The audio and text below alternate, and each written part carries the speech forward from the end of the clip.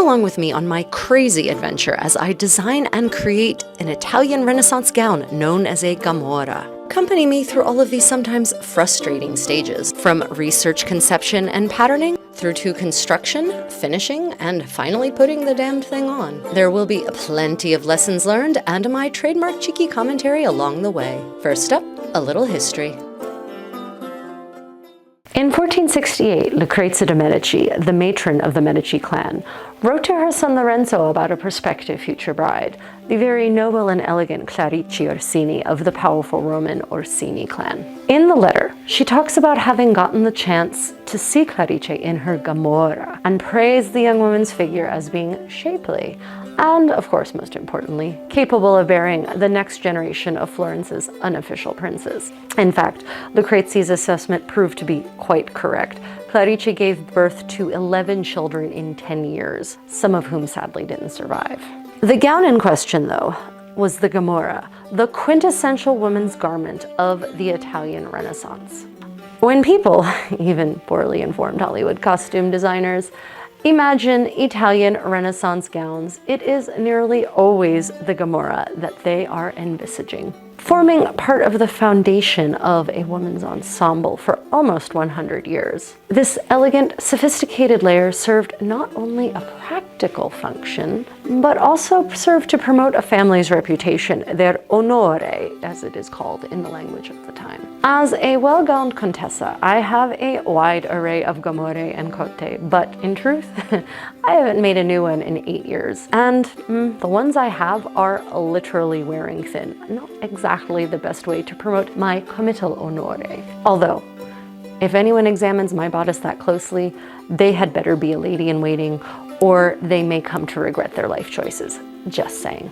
And so, back in July of 2022, as I prepared to attend a 2-week medievalist festival called Penzik, I decided that I needed a nice new Gamurra. And I wanted to draft a new pattern based on my most recent learnings of the gown in question. I mean, I had a week before the event, so plenty of time to draft and fit a new pattern, cut out all of the layers, and sew everything by hand, of course. Yeah, sure. I bet you can see where this is going. So let me start by saying that this project vlog has a tragic beginning. All of the footage of the initial stages, the patterning, the cutting, the fabric choices, the initial stages of sewing, all of the planning, that all ended up vanishing because the hard drive that contained them got corrupted before I had a chance to copy everything over, and the hard drive recovery company that we used ended up destroying the drive without actually recovering a single useful thing. Literally, we had 1,000 2-second files of footage. It was great. Anyway, thus no more footage of those stages. So, let me walk you through the crucial initial phases of the process retrospectively with as much flair as I can manage. Okay, first off, this garment is intended to be a recreation of a Gamurra dating to the 1480s in the Florentine fashion. Now, I knew that I wanted to rework the pattern that I had created based on a better understanding of the base construction of the Gamurra. The one I'd been using for 20 years was founded on a misunderstanding of a later version of the dress, and it had a seam in the front that really, it just cannot be justifiably documented to my chosen era. So, great time to start fresh. Thus, after quite a bit of drafting and fiddling, I devise a bodice pattern that looks like this, designed to conform to my oddly shaped torso. You see, my left and my right half are not even vaguely symmetrical, with one side of my ribcage bulging much more than the other. And in fact, it turns out this might be true of many women. And sometimes I take this difference into account in my patterning, and sometimes I surrender to my inner pig dog, as they quaintly say in German, and just accept that there will be some discrepancies in how things sit. And sometimes my bodices are sturdy enough to enforce bilateral conformity. So if you are creating or fitting your own pattern, you might want to take bilateral torso differences into account. And then, if you do, you need to pay special attention to cutting and assembling the parts of your bodice, lest you cut or sew two of the wrong piece and you end up with something that doesn't fit any part of your body, really. Although, that being said, The sewing gods do demand habitual offerings from Suis in the form of tears and ripped seams and resewn seams. So this will happen to you at some point, just accept it. Sort of the same way that blood will be shed. And if you don't shed blood while making a dress, the dress is cursed. Take my word for this. Anywho, in this process, I also redraft my sleeve pattern, taking into account minor fitting issues from 21 years of wearing gowns with this sleeve tight. Now, part of my goal with this Gamurra is to make it much less annoyingly fiddly than my most recent kota. In fact, many of you may know this dress. I'm aiming to simplify the dressing process for those very sad and yet frequent times when I am senza dama di corte. And the sleeves are definitely part of that simplification. The goal is to have minimum lacing while still allowing for alluring puffs of white linen to show through. After all, a 400 lady needs must show a tantalizing bit of her underwear. Now, that doesn't mean no lacing, but it needs to be lacing that I can do with one hand by myself. Cheeky self-promotion time. If you are enjoying this video, please hit the thumbs up and subscribe and the notification bell if you want to know when I launch new things. And if you want to do more to support my work, then consider the super thanks button on YouTube or maybe becoming a patron on Patreon, which comes with a whole host of perks and extras like access to premium tutorials, multiple hour ones in fact, and discounts on classes. And now back to your regularly scheduled Contessa. Okay, having the bodice and the sleeves drafted, it is time to choose the fabrics. Now, I have a significant store of fabrics, silks, linens, wools, in all sorts of weaves and densities, purchased from drapers during various sales, because I'm a bit of a fabric hoarder, shall we say. Anyway, I have a particular choice of fabric in mind for this project, that being this beautiful red wool. Oh, what's that, dear viewer, that looks pink rather than red? Yeah, well, you would be correct. I ordered this wool, which was advertised as a fire engine red on eBay. Now, it was specifically intended to make a functional fantasy cloak for my 14-year-old son. Pink, while I love the color and on men too, it is definitely not my son's color and he doesn't fit with his taste at all. So this wool has sat for the last 2 years untouched, awaiting the right project. And now is its moment. Now, I know many of you, especially in warmer climes, are chortling and stating explicitly how you could never wear wool because it's too humid where you live. But hear me out. Not all wools are created the same. This here is more of a summer weight wool. Its weave is fairly loose and it has a lovely twill pattern. This wool will not only breathe, but will work with my linen kamicha, my chemise, to draw heat and moisture away from my skin. Best yet, wool repels odors and stains, which is good for me because I stain my clothes easily. So no matter how much I sweat while dancing, it will resist my body's assault. I have worn wool in balmy, swampy heat, including southern summers and even during the hottest Penzik days, and have been perfectly comfortable, or as comfortable as I would be even without any clothing on. So hashtag give wool a chance. Next up, the lining fabric or fabrics, which brings us to the topic of evidence of construction of these gowns. There are, sadly, vanishingly few extant garments from the 15th century in Europe, full stop, let alone from Italy. However, more and more are coming to light as church crypts are open for restoration work, as archaeological exploration is conducted, and as institutions also figure out what they have in their storerooms that maybe have just been sitting there for the past several hundred years. So enter then the Gamurra of the Blessed Osana, a nun who died in 1505. She was considered so saintly and holy that the gown in which she entered the convent was preserved. Okay, well, minus large chunks of the skirt, which were probably divvied up as holy relics, so yeah. Anyway, this dress is dated to the 1460s. The gown is made from a very fine white wool and constructed very beautifully.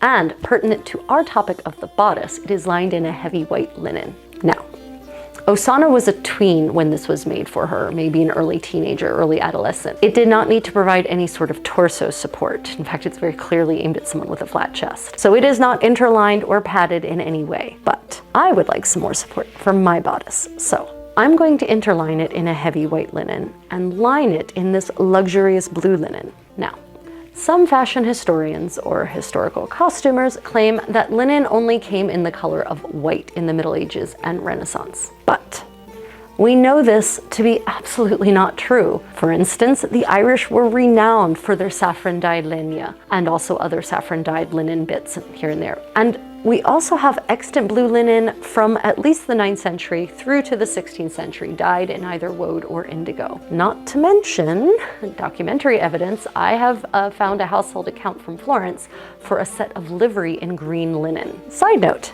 dyeing with woad or indigo involves the use of fermented urine, the only source of ammonia in this period.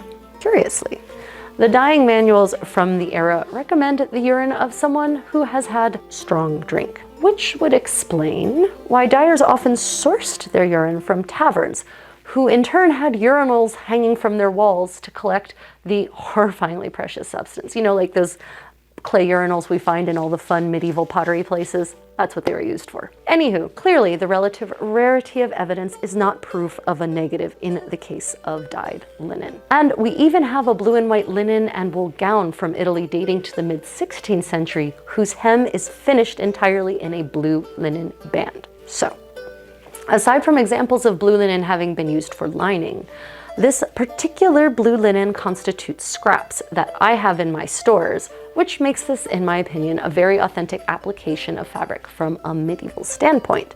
Waste not, want not, after all.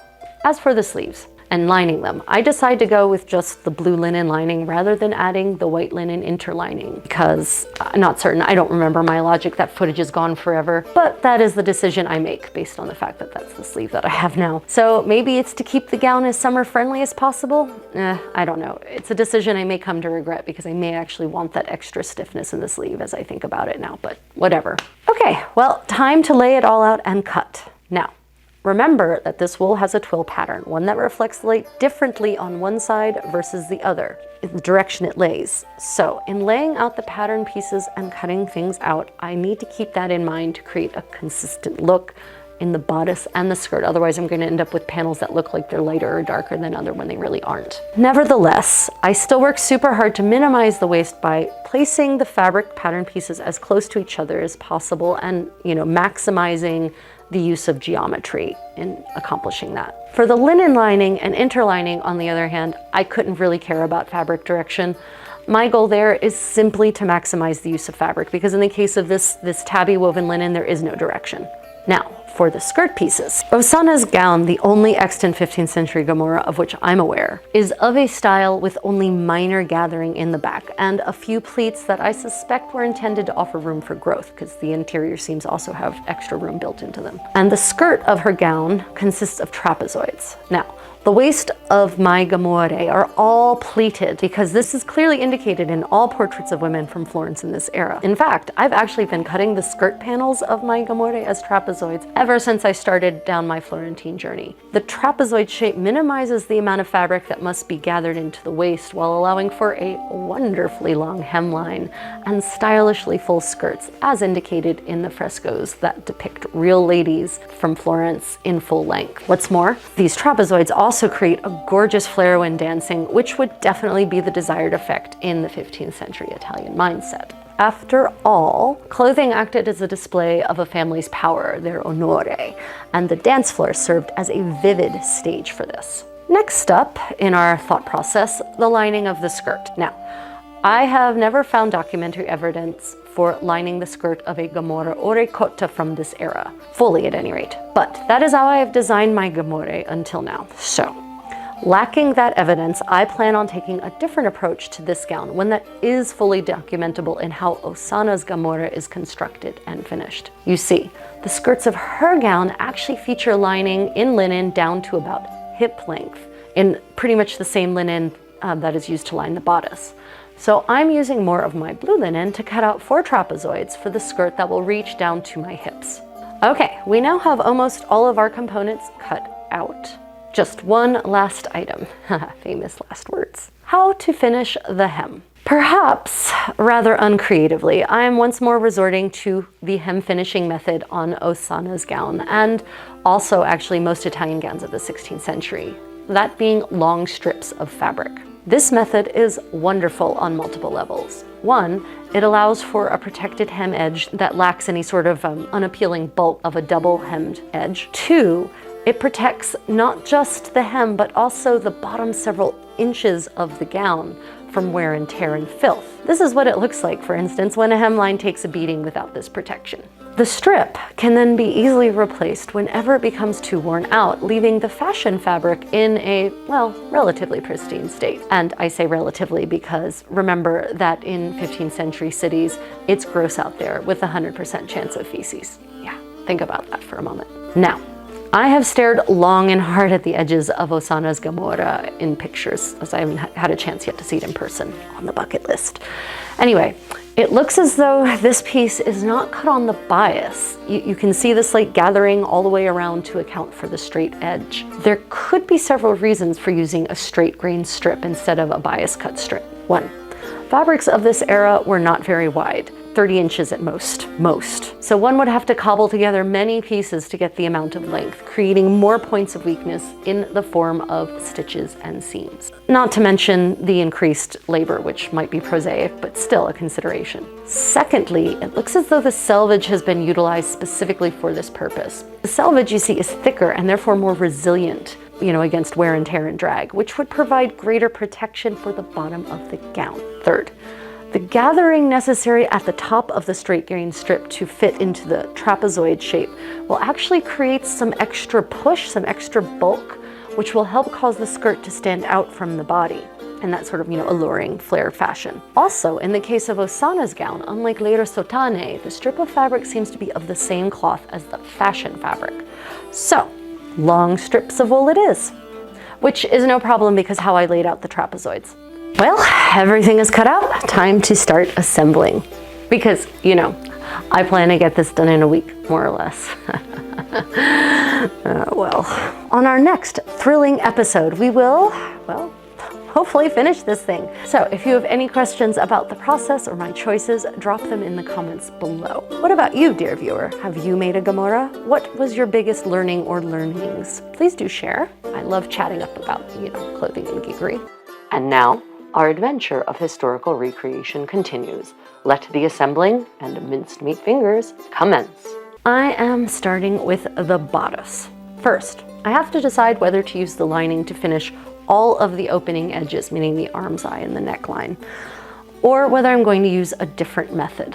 Well, 2 decades of having worn these gowns has taught me that I wear out the neckline and the arm's eye pretty badly. Thus, I'm going to use strips of the shell fabric to bind all the opening edges of the bodice. So that means that my first step will be to align the layers of each of the 4 sections of the bodice and baste them together to create 4 3-layer components. This step is essential to ensuring that the various layers play well together and act like one thick layer of fabric rather than having a mind of their own. Now, basting basically acts like a sort of thread glue. Of course, when basting layers of fabric together, it is super important to lay it all out carefully and first ensure that no layers are stretching along the bias. So I then pin the layers together, double checking that there are no bulges in any particular direction. At this point, I'm on my Korean Air flight to the US, so I shall be stitching while flying on a 15-hour flight. Turbulence gives sewing a certain 4th dimension it really should not have. Sitting in my spacious seat,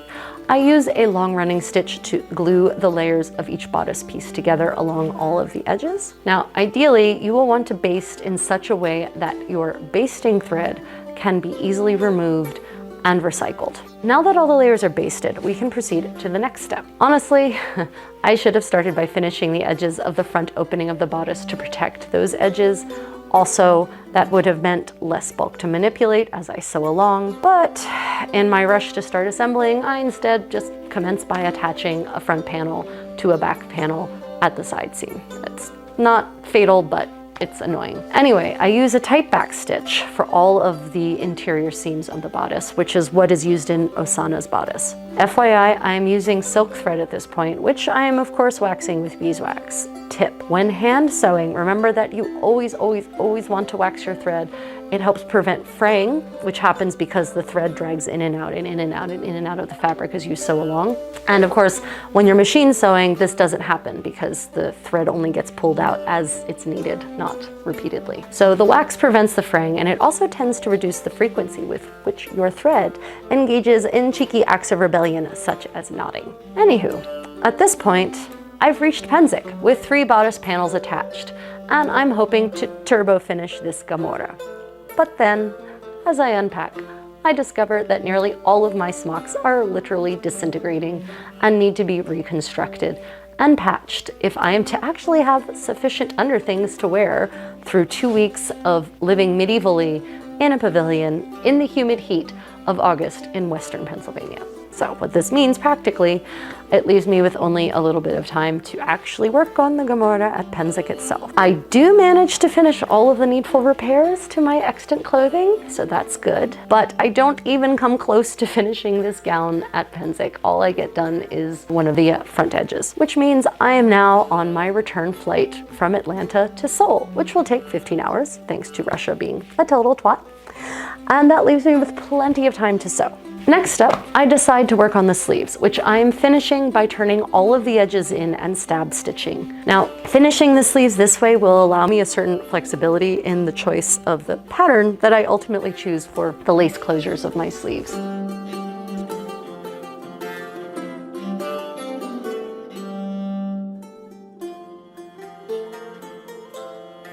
Well, I made a pretty cardinal mistake when I was making the sleeve. I didn't line up the edges of the top half to actually make sure that both sides align, and so now I've ended up with like an extra, God, I don't know, almost ½ inch on the one side versus the other. And while they don't have to match up perfectly, a ½ inch too long on one edge is just too much. So I've made a mark, and I've had to cut off my beautiful perfect stitching and redo it. It's so frustrating to have to redo things, but honestly, it's been so long since I've made these kind of sleeves or a Gamurra at all that I'm basically reinventing the wheel. Yeah, like I said, 7 years. Well, onward with in-flight sewing. So, I fold the tip of the sleeve back in, pin it, and start to re-sew it shut with a stab stitch.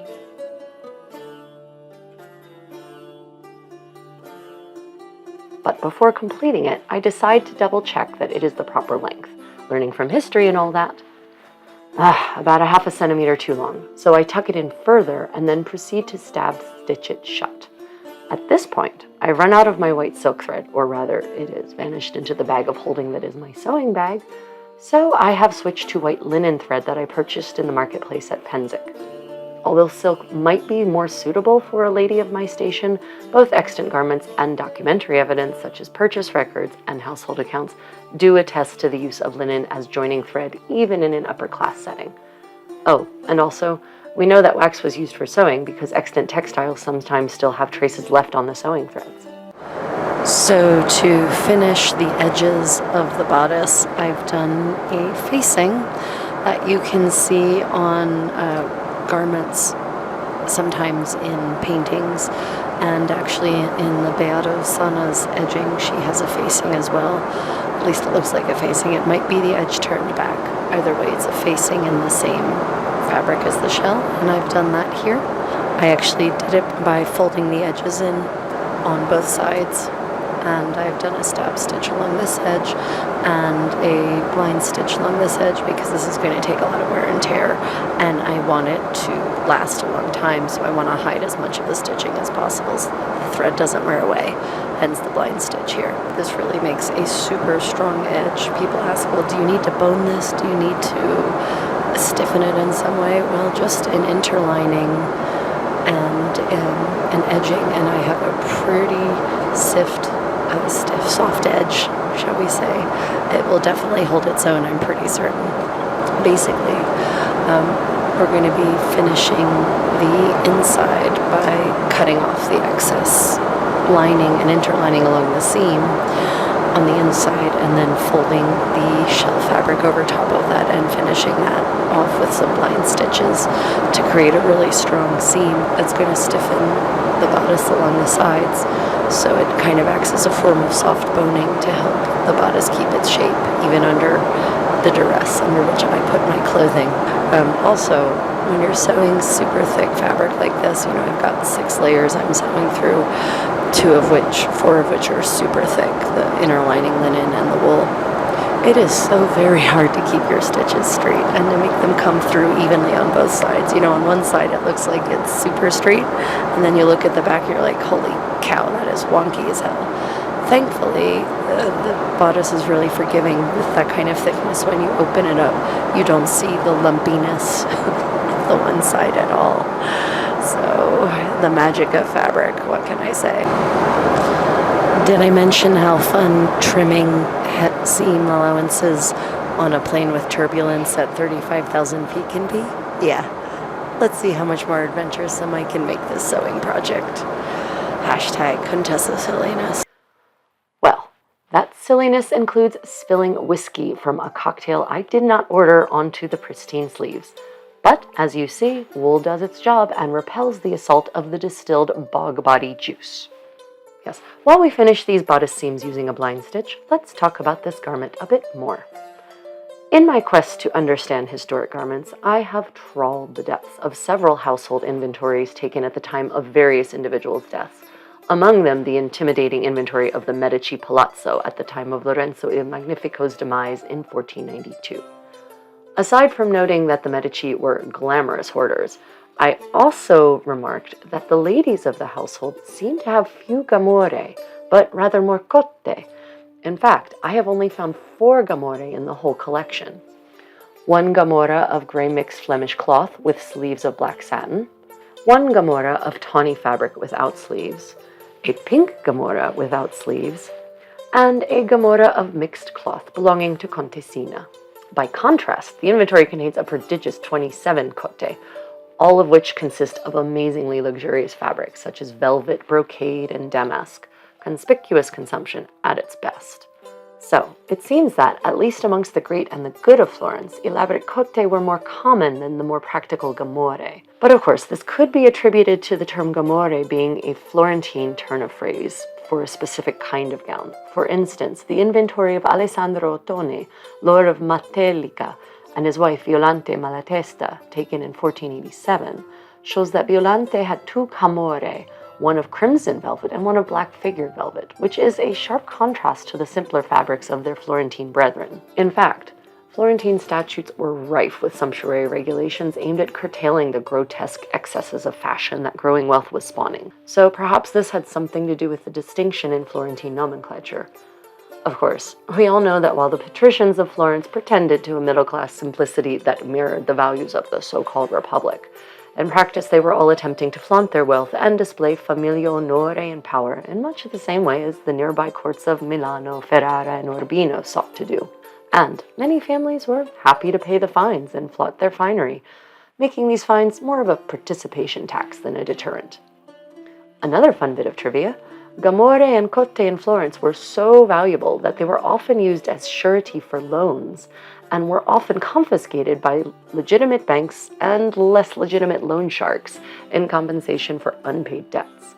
The records of such financial institutions can therefore often provide interesting details about clothing, as every aspect of a garment was noted in detail in order to ascertain its potential resale value. Well, we are now past Penzig, and I have still not finished this gown. As I land at Incheon, I have resolved to finish it in time for my upcoming trip to Florence. What better place to debut the gown than its native city? And I have 2 whole months, so it should be a piece of cake to get it done in time. So, fast forward to October, and I am now on my way from Seoul to Florence on an epic 48-hour itinerary via Doha, Madrid, and Venice. And no, as much as this may shock you, dear viewer, the Gamurra is not yet done. In fact, not a bit more done from where we left off. So on board my Qatar Airways flight, nestled into my Q Suite business class seat, let us continue with the bodice, specifically the shoulder seam. Now, I have decided to finish the shoulders separately before sewing them together. At this point, I'm treating the blue and white linen as one layer of fabric and the pink wool as another. I first fold the linen layers inward, pinning down the fold, and then fold the wool to match and pin it to the linen layers.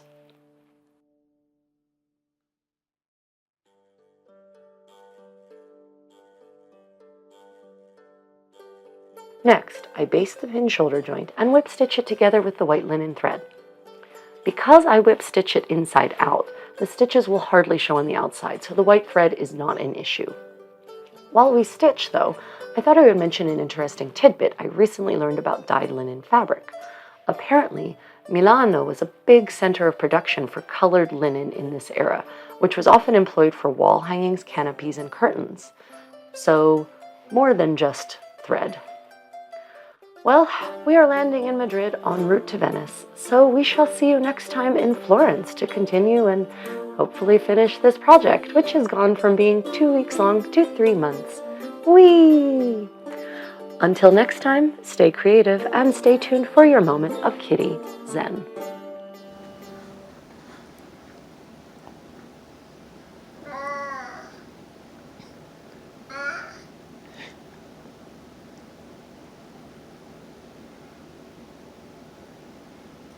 Okay, well, here's where we're at. I have finished seaming together the bodice, and you can see we've got the linen. Each piece was made separately.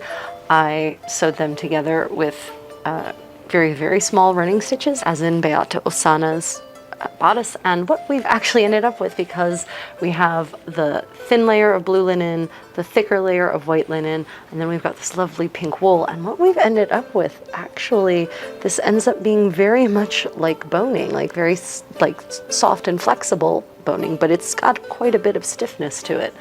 And in the front, the ridge that was created by folding that all over and then attaching that facing has basically made a nice reinforced edge, so it's very sturdy.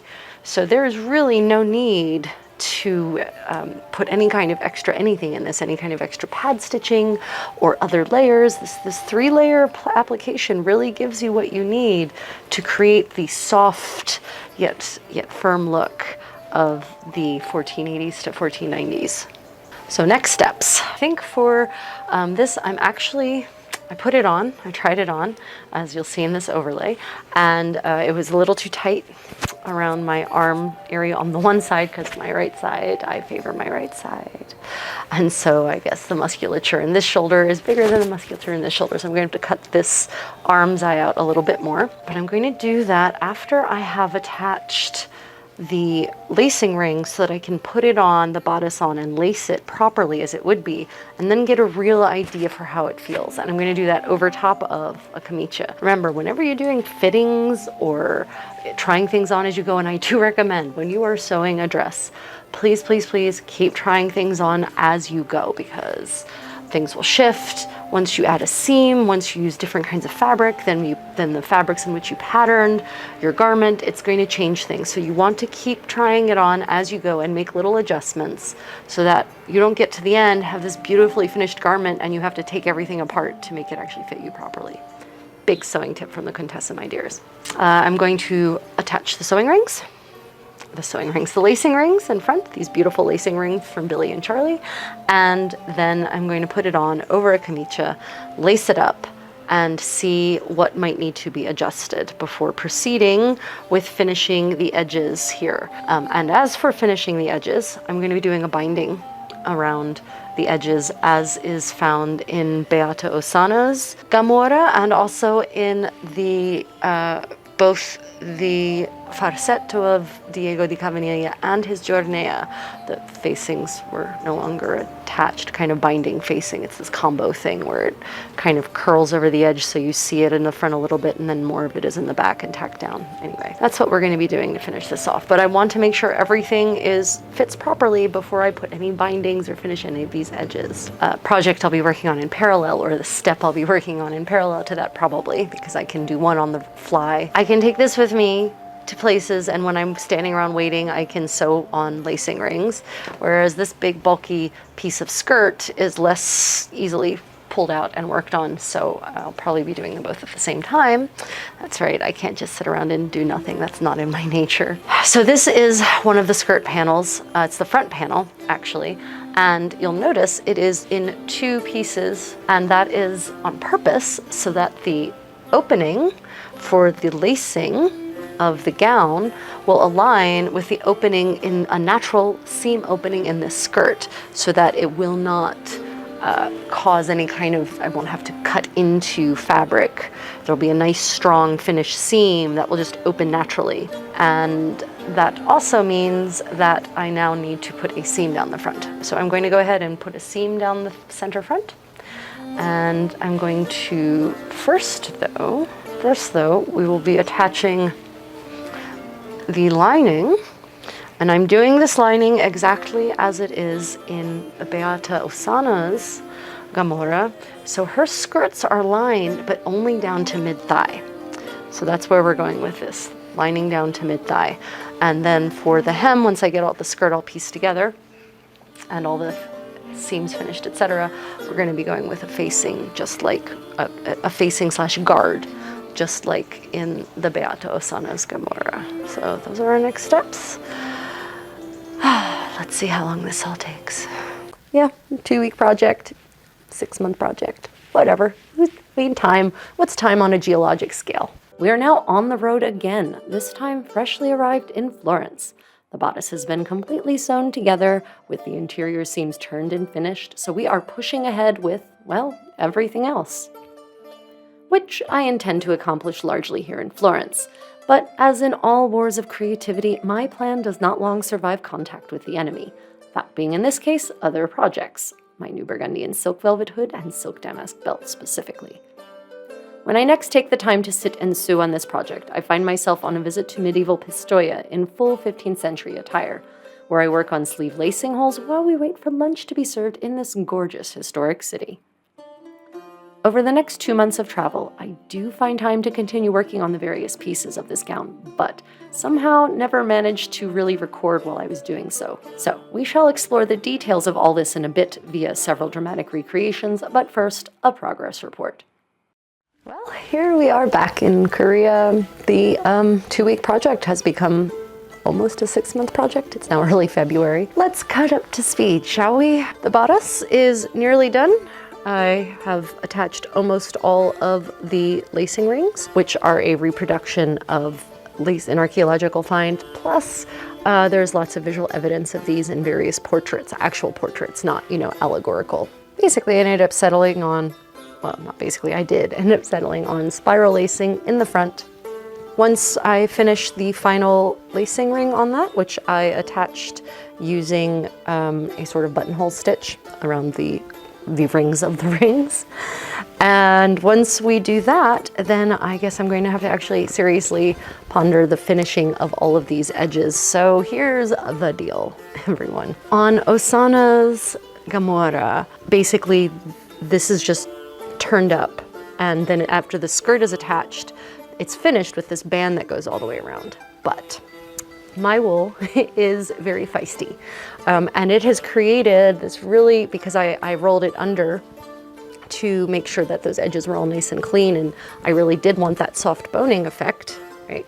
But because I did that, it's now a bit like there's boning that goes all the way to the bottom here. So I'm either gonna have to trim away the bottom part of the rolled hem or the rolled seam, or I'm gonna have to come up with another finishing technique for the bottom, because just if I fold this in half now at the 3 points, 4, 5 points, because it's also then here in the front, you end up with these really thick points that are going to kind of press into my waist ahead of the rest of the bodice, and especially it's going to create extra bulk around my waistline, which I don't really want.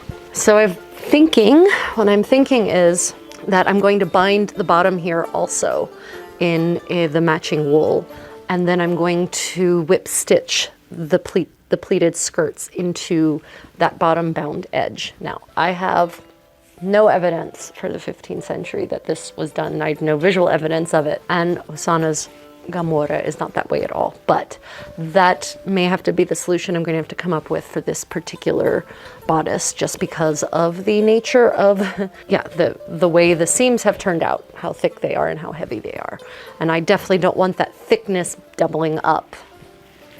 So basically the entire thing is going to be bound, and then I will attach the skirts, because the last thing I want to be doing is attach the skirts and then fiddle with the binding around all of these openings. So first we bind and finish up all of the various openings, and then we will attach the skirts. Sleeves. The sleeves, I ended up settling on a sleeve, and it's inside out so you can see the contrast a little bit better. I ended up settling on attaching, completely closing this upper part, at least for now, of the sleeve, the upper half of the sleeve. And then for the lower one, I actually went with spiral lacing all halfway up the sleeve. And then next I'm going to whip stitch this together so that you end up with this little space here through which snowy white linen will poof alluringly. We all know I like to have my snowy white linen. Hopefully it will be snowy and white. Oh, probably not, considering what I do to clothes. And it'll probably be more like grimy and sweat covered. Anyway, yeah, so we did spiral lacing, and there was definitely a remembrance curve. It's apparently been a while since I've done lacing holes, I guess. And you can definitely see a difference in the ones that I started with and the ones I ended with. Well, right. So that is where the sleeves are. Now, the nice thing about the whip stitching that I've done here is that if I decide, and I probably will later, that I want more openings along the upper part of the sleeve for alluring puffs of white, then I can just cut out the whip stitching and do other things. Since we just discussed the sleeves, let us look at creating and finishing the lacing holes. Unfortunately, the extensive footage I captured of this part of the process was, well, generally useless from a visual perspective. It literally made me queasy to watch. I don't know what I was thinking when I set up the camera.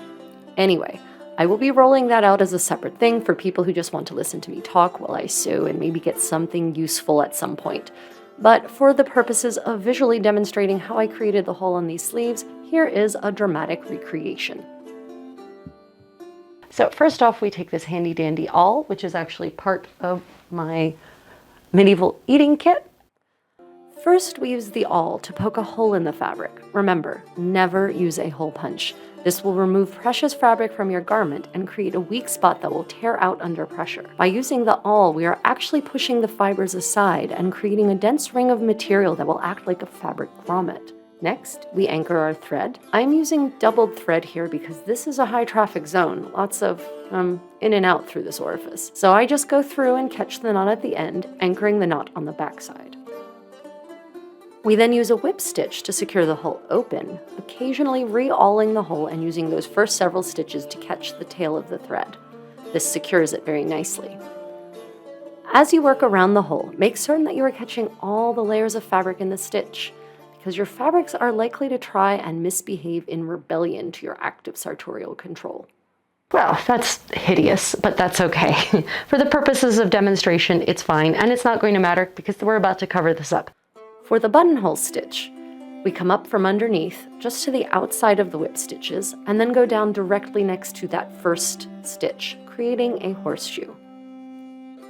I'm going to basically go through this loop from the outside of the circle straight into the center of the circle. And that basically kind of catches this and causes it to twist and create a little knot that then gets seated.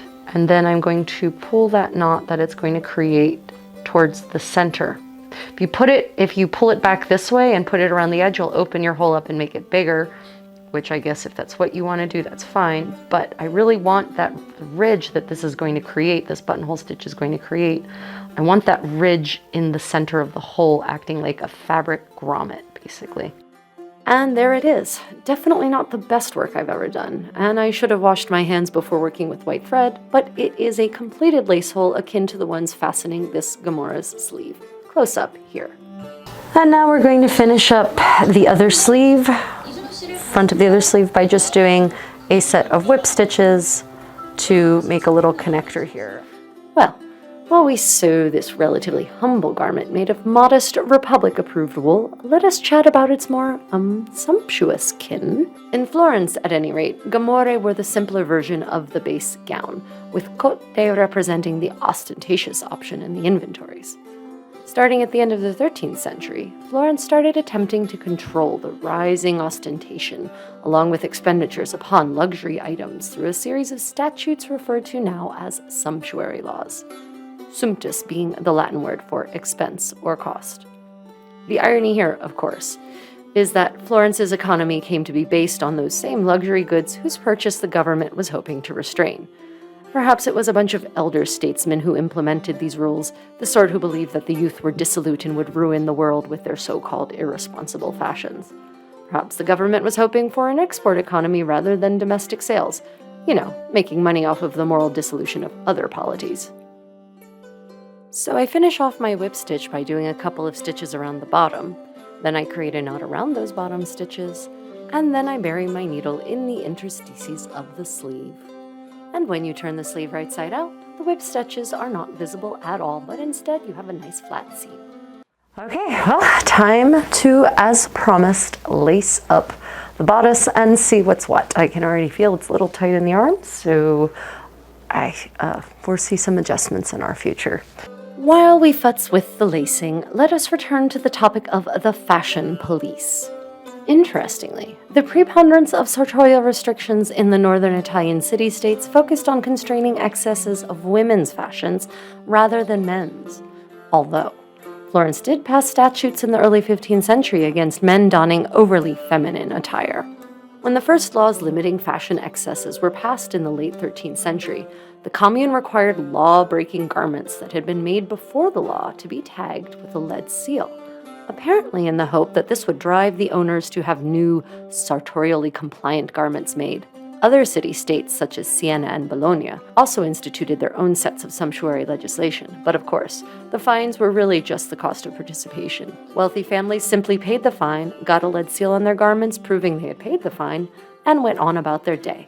And of course, such statutes had, as to be expected, the opposite effect on society, driving people to want more ostentatious rather than less, and prompting them to find new creative ways to, shall we say, detour around the statutes. Historian Giovanni Villani writes in the 14th century that, in spite of all these strong ordinances, outrages remained, and though one could not have cut and figured cloth, they wanted striped cloth and foreign cloth, the most that they could have, sending as far as Flanders and Brabant for it, not worrying about the cost. You may be surprised to hear, dear viewer, that the enforcement of such laws was not only challenging but, shall we say, selective. For instance, during Florentine communal events such as the Feast of San Giovanni, sumptuary restrictions were ignored by officials and families alike in order that the state might be glorified by the collective finery on display. Okay, well, otherwise it fits really well, I have to say. I am very happy with how flatly everything lays, how flattering it is on my figure since this is a new pattern, so it all works out. Now you might notice there's a little bit of give here in the back. That's okay.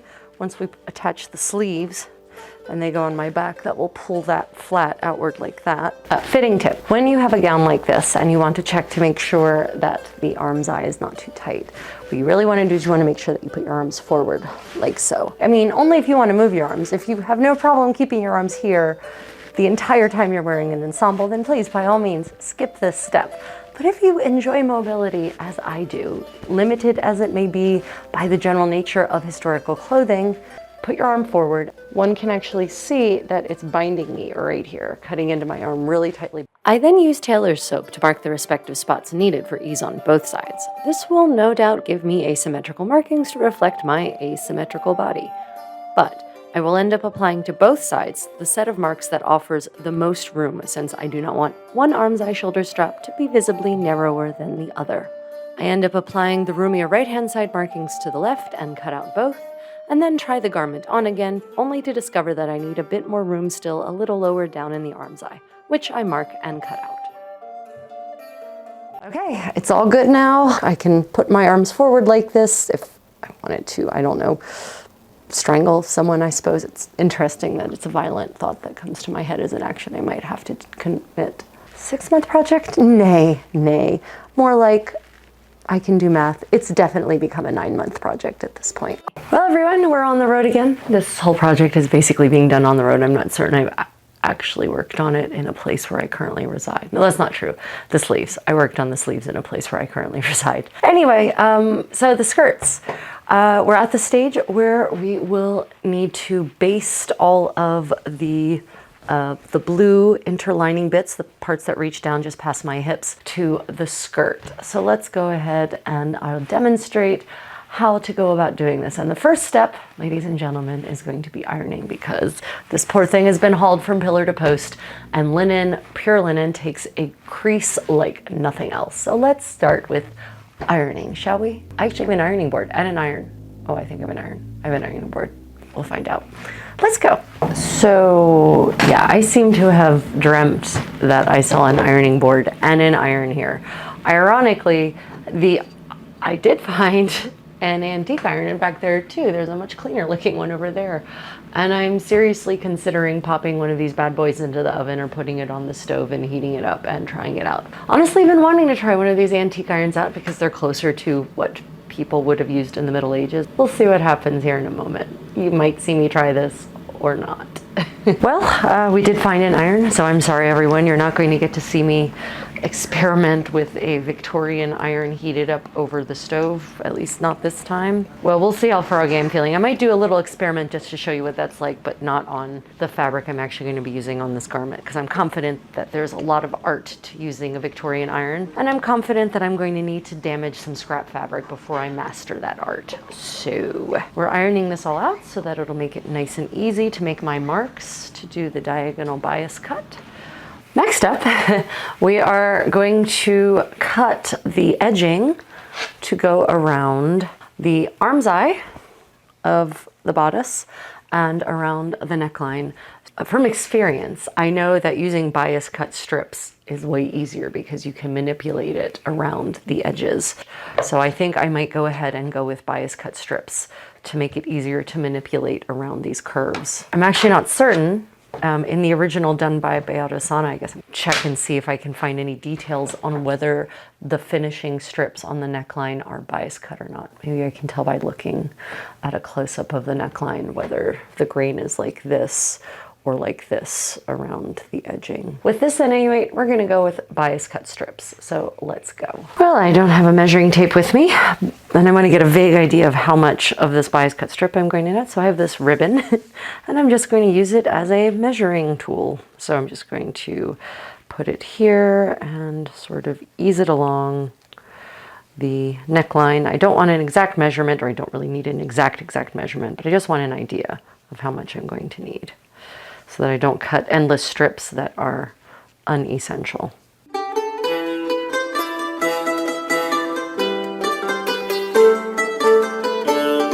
Sort of working it along. It's funny how much I end up MacGyvering when I'm sewing, creating tools out of nothing. Looks like about a yard actually I'm going to need just for the neckline. And I will repeat that for the arm size. Just going to make a mark here, marking where the neckline was.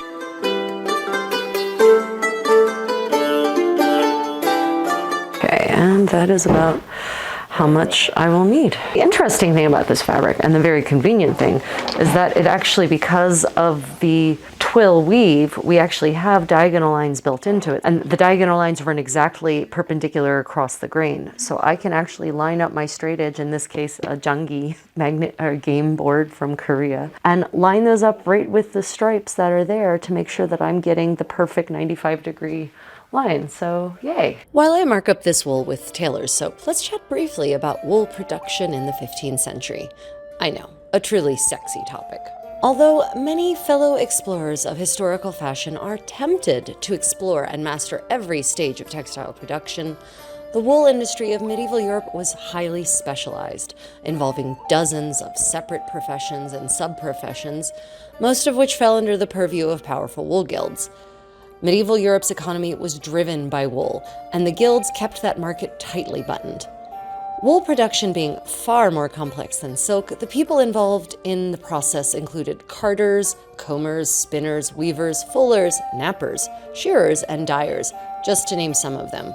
By the 15th century in Florence, the wool firms were often outsourcing many of the earlier stages of production, paying on a piece rate basis, rather than hiring employees to handle production in-house. The wool companies owned the raw materials and paid for their processing by each individual contractor. This level of specialization enabled artisans to achieve a truly exquisite level of mastery, which is why spinners in the 15th century could produce thread that people these days would mistake for machine-made, whereas my hand-spun thread looks like yarn made by a 2-year-old. Now that the strips are cut, I'm actually going to move on to preparing the skirts and save the application of the bias cut strips for later, because I can apply bias cut strips to bodice edging in a tight space like an airplane, but airlines get really upset if you just break out an iron and start ironing things mid-flight. I don't know what it is.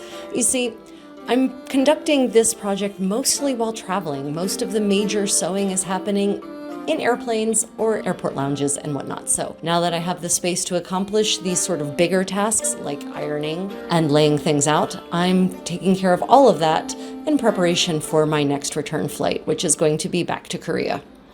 Okay, so I ironed this all out and laid this out and was preparing to actually pin and then baste the lining and the shell of the skirt together, but I remembered now that my actual plan is to first put a hem, a rolled hem, a double hem in the bottom of this, as is seen in the lining of Osana's. And I'm going to do that, unfortunately for the other pieces which I've already finished, I forgot to do that, and I did it after I already assembled the lining and the interlining and even did put the skirts together in those parts. But instead, I'm going to go ahead and take my lessons learned, and I'm going to go ahead and put in the hem now and sew it in now before I attach it all together, so that I don't have to be manipulating this and maybe the rest of the skirts when I put the hem in to finish up this lining. So let's go ahead and do a double hem. I start by pinning at one end, putting in a roll and pinning at one end. Sort of, I just roll it once, then twice. And I can already tell as I work along that because see, here's the thing, if I just do that, then it runs off the edge, right? For those of you who know how to do a double hem, you can either listen to me talk or skip ahead. But for those who don't know how to do a double rolled hem, I will show you. So what I know is that I need to keep this along the curve. So I manipulate it, I pin it a little bit, instead of pinning it flat like that, I actually pin it upward so that the grain of the hemmed part aligns with the grain of the fabric directly above it, right? And that will help me keep this where it needs to be for this hem. So that, and that means that as I go along, they're going to be sort of tiny ease tucks that we'll be kind of working in as we go along here. And you'll notice I like to put my pins in each pin dives and emerges several times, and that's because I am traveling with this. No doubt it's going to go in a car and I'm going to work on it on the way to somewhere else. And if I don't do that with the pins just fall out. On the subject of pinning things, pins have a long history in the archaeological record, one that goes beyond the obvious uses. For instance, the ancient Egyptians used pins made of fine fish bones to hold shut the lids of corpses during the mummification process. Although pins were originally fashioned of easy-to-obtain natural materials such as bone and thorns, by the 13th century in Europe, metal had taken over as the primary material used to fashion pins. Pins were costly and valuable enough to be mentioned not only in purchase records, but in wedding trousseau inventories. For instance, Princess Joan, daughter of Edward III of England, apparently had some 12,000 pins in the ship-sized wedding trousseau that accompanied her to her sadly never-to-happen wedding in Castile. Alas, she died of the Black Death en route in Bordeaux. Medieval Europe's economy seems to have literally been held together by pins. In the 15th century, there are records of a Venetian merchant vessel arriving in London with a boatload of pins from Flanders, and various English kings passed legislation forbidding the import of cheaper foreign wares and assuring the quality of domestically made pins. More evidence of just how international and interconnected the medieval world was, and also that protectionism is not a new concept. Okay, and there we have it. There is the pinning. Onward with the hemming, and I'm just going to do a long running stitch for that. I've chosen to use a running stitch here because that is what is used on this section of Osana's gown. Unsurprisingly, running stitches appear in medieval garments throughout the entire period, especially in places that are not under great strain or friction. Unless something goes hideously wrong, this part of the garment should never ever end up on the ground. Although I'm confident that statement will engender many comments in the video. Please try to keep it rated PG. As I go along, I make certain that this is not bunched up, and so I kind of I make certain that the thread has not gathered this down like that, for instance, right? So make certain that if you're doing a running stitch that you, as you work along, make certain that nothing is gathered up that shouldn't be. Well, now that all of these hems are finished, I then proceed to baste each separate lining to each separate skirt panel, and then we prepare the skirts for assembly. I line them up outside to outside so that the inside is facing out, and use a T-square to draw a very wonderful, perfect straight line down the edge. Immediately after making the marking, I go ahead and baste. Now I'm going to assemble these skirts in groups, so I'll assemble 2 panels and then 2 panels and then attach those 2 sets of 2 panels, which is what comes next. Right, well, we have finished basting the skirt panels together, and so now I am going to go ahead and sew along the marked line with what I call a running back stitch, because the skirts do not, at least in this direction, are not subject to great forces. I'm not going to do a full back stitch all the way up. That would just be a waste of time, and a lot of medieval skirts, or pieces of medieval skirts that have survived, it's actually more, it's either a running stitch, a tight running stitch, or this kind of stitch that I've just discussed. And then we'll turn the edges and finish the hem, creating this kind of stiffening effect that will also give our skirts some fullness. So if you just heard that growling, that's my father-in-law's dog. Anyway, so onward with the sewing. So I am once again using double thread here because even though this isn't a high traffic area per se, I'm just hard on my garments, so yeah, double thread here. The main thing to remember when you're working with wool, especially this kind of wool, is that it is a 3-dimensional fabric. To wit, you must note that where your needle goes in on the top might not be the same spot at which your needle comes out on the bottom. So that's why I'm constantly turning and sort of looking to check to make sure that I'm still actually on the line. And I've actually drawn the line on both sides of the fabric so that I have a frame of reference for what is considered a straight stitch on both sides. On the positive side, any fabric this thick tends to be rather forgiving, so that even if the stitch isn't technically perfectly straight, it will look pretty okay from the front. And to clarify, a running back stitch is basically a back stitch where you don't have the stitches meet, where you put a little bit of space between each stitch. Next, I trim the excess blue lining, and actually I'm going to trim it down so that the seam allowance on the blue lining is half as much as the seam allowance on the wool of the skirt. Because what we're going to do here is actually turn the wool around over top of the linen so that it encases the linen edge entirely.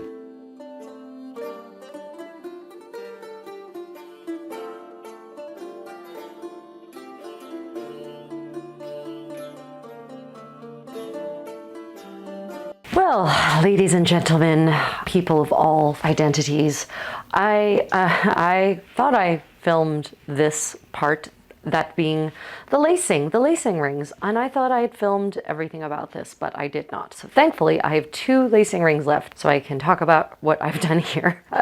Right, so I've gone with a simple spiral lacing model. There are literally at least a dozen different ways I've seen bodices close in the second half of the 15th century in various parts of Italy, and I've done the stupidly complicated and the simple and the ladder lacing, and I'm going back to just a nice tight spiral lace. What that means is that at the top and the bottom, Your two lacing rings or lacing holes, whichever you choose, line up perfectly in parallel. But then starting at the bottom or the top, whichever way you go, there's an offset.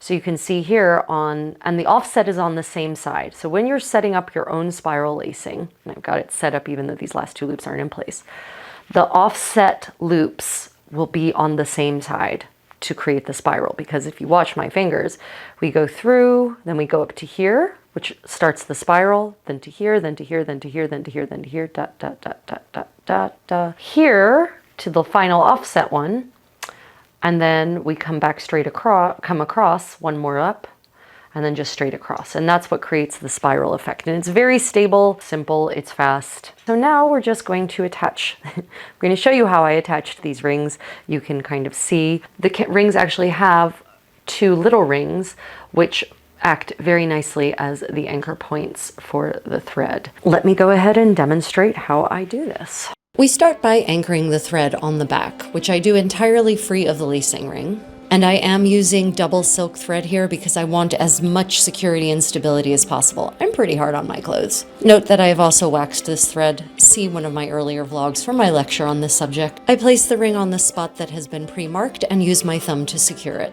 I bring the needle with the thread through one loop and actually swing it over to the loop on the other side so that I can actually just put a couple of securing stitches in place so that the stitches will hold the ring, freeing up my hands to do all of the sewing. Now that I've secured the ring, I'm actually going to do a buttonhole stitch along these ancillary securing rings. It provides extra strength and looks quite tidy.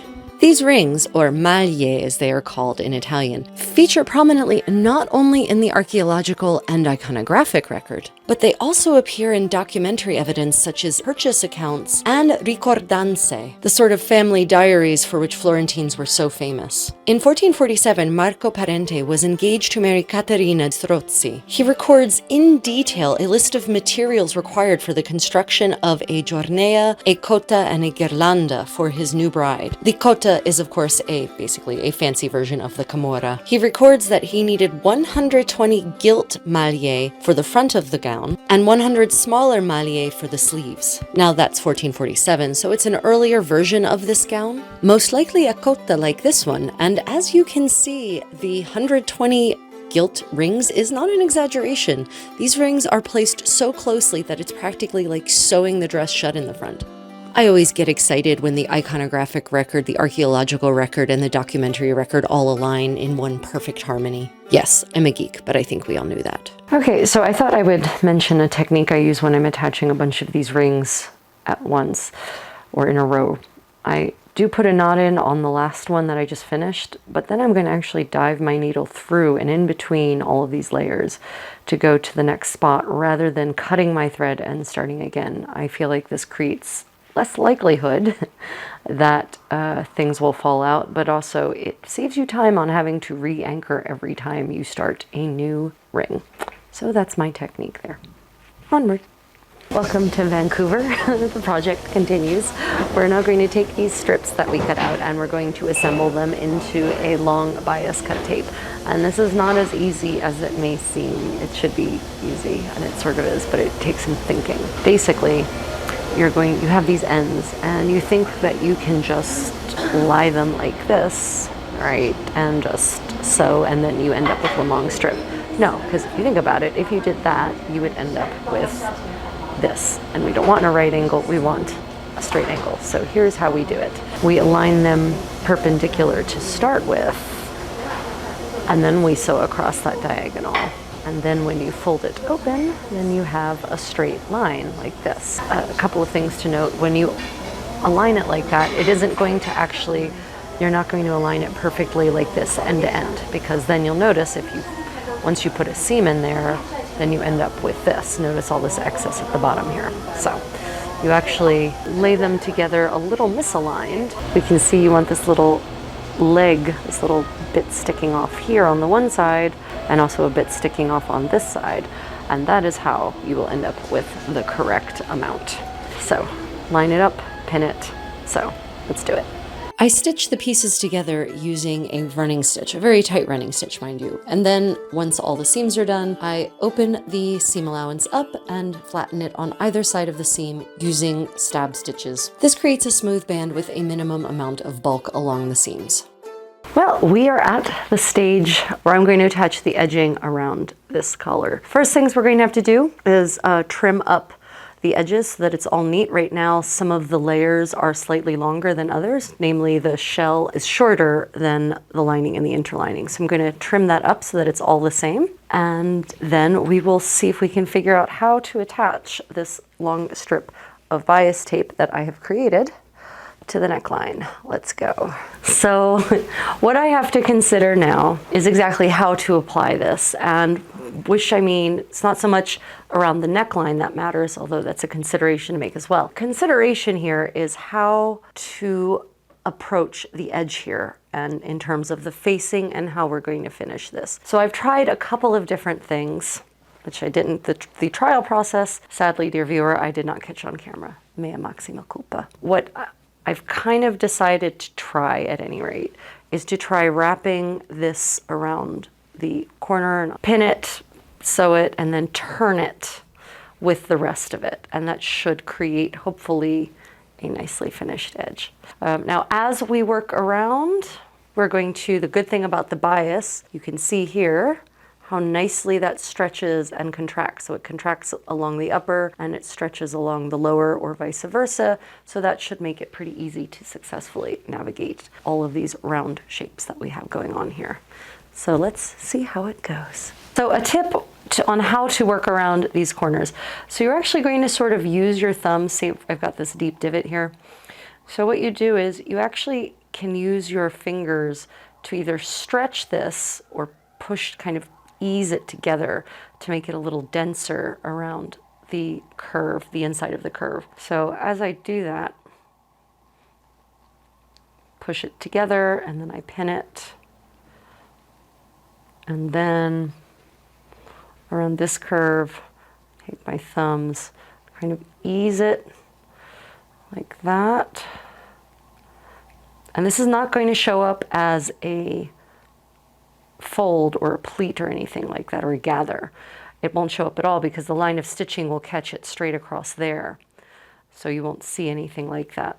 You can see when you get to a really extreme curve, you have to get more aggressive. Apparently I'm running out of pins. Not surprising. The rate of pin attrition when you travel is immense. Now, I'm not super thrilled that this joint is going to be right here. I'm less concerned about how it looks because I think that's actually kind of pretty, but this is going to put a lot of bulk right here at this end. So, where there's already going to be a fold over. So I might start on the other side because my goal is, honestly, in an ideal world, I have this seam here over here and not here. Because as you can see, you're going to end up with a lot of bulk right there, especially when you add all of that in. Then that gets really bulky. Decisions. After pinning the edging onto the neckline, I go ahead and baste it down using a long running stitch. Remember, always baste. Thread glue is your friend. I then do a running back stitch, which we discussed in the last video, very, very close to the edge because I really don't need a big seam allowance here, and I don't want a big seam allowance because that will just create a lot of fabric around which I need to wrap the edging. So as you can see, we're about 1/4 inch from the edge here. The edging on the neckline of Osana's gown is super duper narrow, so I'm trying to mimic that as much as possible given the different nature of this wool from hers. I then repeat the same process for the arm's eyes, but first I try the bodice on laced up so that I can test the arm's eyes and make sure they're actually big enough. They're not, as an aside. I've done a whole video on just this fitting process, so you can see that after you watch this one. And welcome everyone to Busan. The travel project continues to travel and to not yet be done. We are at the Paradise Hotel in Haeundae Beach, which is a gorgeous beach community here in the great metropolis of Busan, a very southerly part of South Korea. So we shall be continuing our project here for the next couple of days and then probably taking it back to Daegu because I'm not certain this dress is actually ever going to get done. So far, the bias cut of the band is really helping allow this to lay nice and flatly and conform to the curve. Now, as you go around, you may need to go back and actually adjust some of your folds. Because you have this bias stretch, you can actually manipulate this fabric in certain directions, the edging in certain directions, to make it accomplish what you want it to accomplish. This is how it looks now. I haven't sewn it yet, we just finished pinning it here. And I have to say, I like this look. I think that's an elegant finish, so I think we're definitely going with this experimental option. Onward with, so now that I've got it all tacked down there, we're going to be doing some whip stitches just to hold it in place. And I'm trying to decide between a whip stitch and a blind stitch. Might go with a blind stitch because that will have less thread exposed to the rubbing to which necklines are commonly exposed. Okay, so I'm now playing with how I want to finish this edge, and I think I'm actually going to trim, well, I'll trim the excess here. Then I'm going to fold it back and then turn it like this, and you hear joyous, happy children in the background. And yeah, so I think that's what we're going to go with. I'm going to turn it like this, fold the edge in, and then turn it. That will create a pretty nice flat edge there that will look quite nice sitting on my décolleté. Okay, well, here's for historical sartorial experimentation for the win. Here it is all pinned. The original Osana's gown is left open like this, at least it looks very much like it is, but I don't like that. I'm going to think about this. I think I'm going to do a stab stitch to close this up and try to close it over those edges there so that you can't see the little accordion folds there. So, stab stitch, here we go. And actually to do this, I'm just going to take my needle and tuck in that fold, that inner fold from the turned edging, so that it sits behind my stitching and gets caught completely inside. That will make this envelope that I'm creating with the edge here less fat. It will make it more slender. I'm going to do the same thing with that fold as well. Just going to push that in there, push that in using my needle.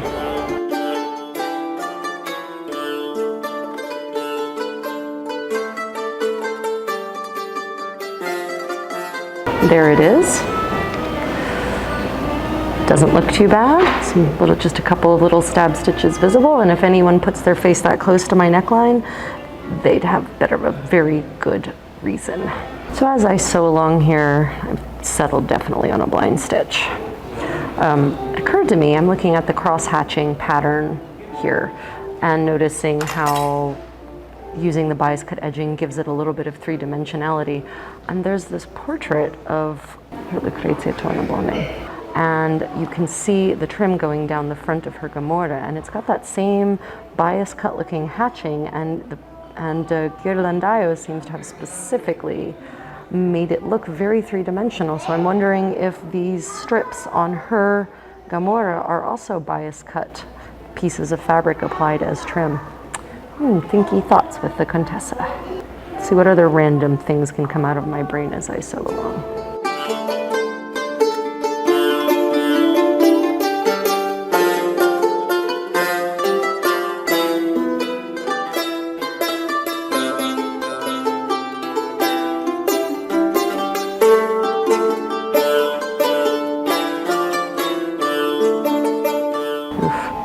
Well, that is the danger of certain kinds of linen thread. This was a more roughly woven one.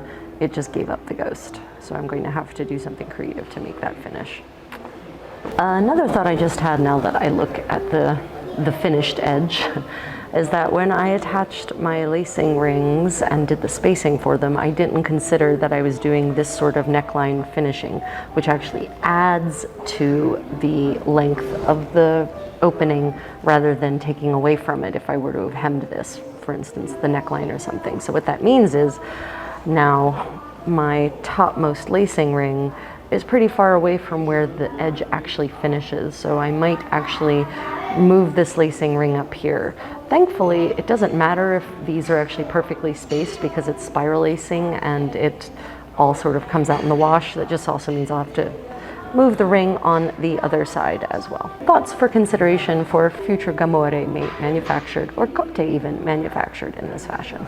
And after the neckline is all finished and blind stitched down, I then apply the exact same treatment to the arm's eyes, starting with a stab stitch to attach the bias tape, and then turning it over and using a blind stitch to secure everything in place. And here is how it all looks, all nicely finished. And that brings us to the end of the bodice. Well, I guess we have to attach the sleeves and the skirts, but we will save all of that for the next time. Well, we're almost there, everyone. Almost a done and complete dress, and it will be done just in time to finally wear it. Have you ever made a dress like this? What sort of lessons have you learned? Do you have any questions? Let me know in the comments below. Good morning, everyone. Welcome back to Pennsic. It's a year later, and I'm still working on this Gamurra. So yeah, the 2-week project has become the 2-week and a year project, which is longer than most hand fastings, so good on me. Right, so where are we? I'm currently working on the skirts. I have most of the panels attached. I just have one more panel to attach and sew, but all the seams on the other ones are all finished. It's lined down to mid-thigh. And then once we get the next panel attached, I will be attaching the guard around the bottom, which is in the same fabric as the shell, and then we'll attach it to the bodice, hopefully. Well, that's all the news from Lake Wobegon. Here's hoping I get it done before next Pennsic. Well, everyone, update on my Gamurra. I'm finally getting back to it after not touching it for a while, actually. And I'm just ironing out the last linen lining panel for the last panel of the wool skirts. And then hopefully I might actually finish this during our trip to Thailand. It could happen. I mean, it could. We're actually going to a medievalist event there. Maybe I'll wear it at the new event. Who knows? But there it is. Okay, well, onward with the creating. Hi everyone. Well, I haven't had much energy or time for sewing because I contracted RSV in Thailand, and that knocked me on my ass for basically 6 weeks. And then over Thanksgiving, I caught the flu epidemic that's going around here, and that has left me with a pretty nasty cough and pretty much no energy. But I'm tired of being unproductive and uncreative on a sartorial sense. So I've finally gotten back to the Gamurra. So let me show you where we are. I am to the second to last seam in the skirts. I've pinned it together or sewn it together, and now I'm finishing up the seams by turning them, and then I will do a whip stitch to hold those turns in place. So hopefully I might have this done in time for 12th night. Who knows? I'm actually using a blind stitch here because I want the thread to be as minimally exposed to the effects of the outside world as possible. Outside world is mostly me, by the way. These stitches will last a lot longer, especially in my, well, high impact lifestyle. A blind stitch is a slightly fussier way of doing that, but it's an effective way. Certainly more effective than a whip stitch.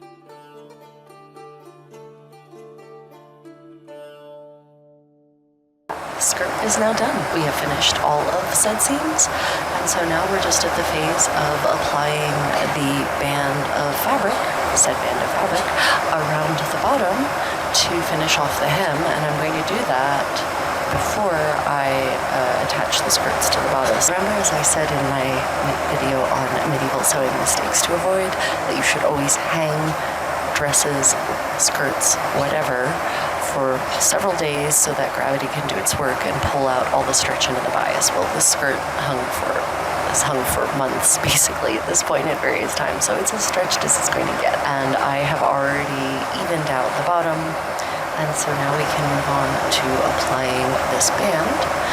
And I will be applying it so that when it folds, this is actually what will be taking the brunt of the damage by dragging on the ground, not the shell fabric, just the way it is in Osana's Gamurra.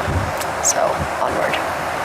So there were two ways that I could have gone about this. I could have folded the hem of the skirts and basted it and then attached the facing, but I'm under quite a time crunch at this point, and I'm not certain that would actually add any value or reduce the complexity of the process. In fact, it would probably just make it unnecessarily complex. So I'm yielding to my inner pig dog, innere Schweinehund for my German speakers out there, and I'm just going to fold these together at the same time and pin them as I work along the hem. It actually ends up being pretty easy to use my fingers to manipulate the edges of both the facing and the skirt hem itself and just sort of fold them against each other. In doing so, I'm making certain that the facing is about, let's say, 3 or 4 millimeters longer than the hem. So that means that the facing will actually be the thing dragging along the ground. The fold of the facing will be dragging on the ground, and the fold of the shell fabric of the skirt will not. Rather than having a super long hem with 1,000 sharp evil pins in it, I pin a section and then I stab stitch a section.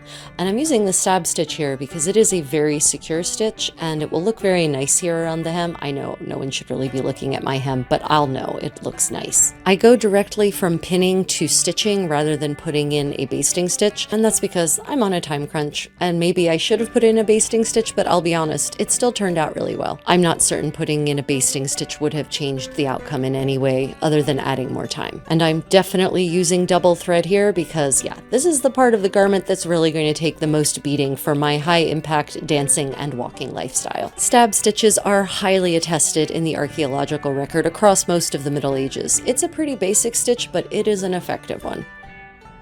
While I stitch, let's chat a little bit more about luxury. This Gamurra that I am making is a rather modest garment, intended primarily for daily wear.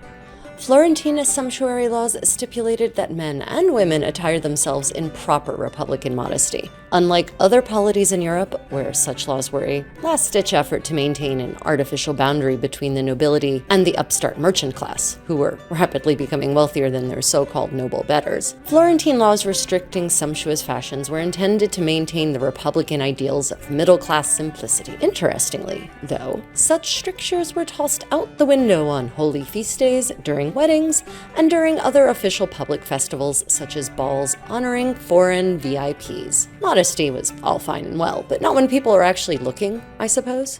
Once the hem has been stab stitched to submission, it's time to turn the top part of the facing. Now, I'm using my fingers here like a sort of brace or iron to smooth out both the facing and the skirt so that there's no bubbling, so that everything is evenly pinned in place. Again, because I don't feel like carrying around a forest of sharp, deadly pins, I pin a section and then I whip stitch that section into place. And yes, ideally I would blind stitch this whole thing, but I'm really running out of time, so I have devolved to a whip stitch. As with many things, as when you try something new and you finish it, you learn efficiencies and better ways to go about it. And maybe if I'd really taken the time to seriously ponder and intellectualize the process of applying the facing to the hem, I would have just come to this conclusion, but I'm kind of in a rush to get this done because I really not only want this gown in time for this event that starts today, but I need it because temperatures are going to be unseasonably cold with highs in the 40s instead of the 60s like it usually is. So what I learned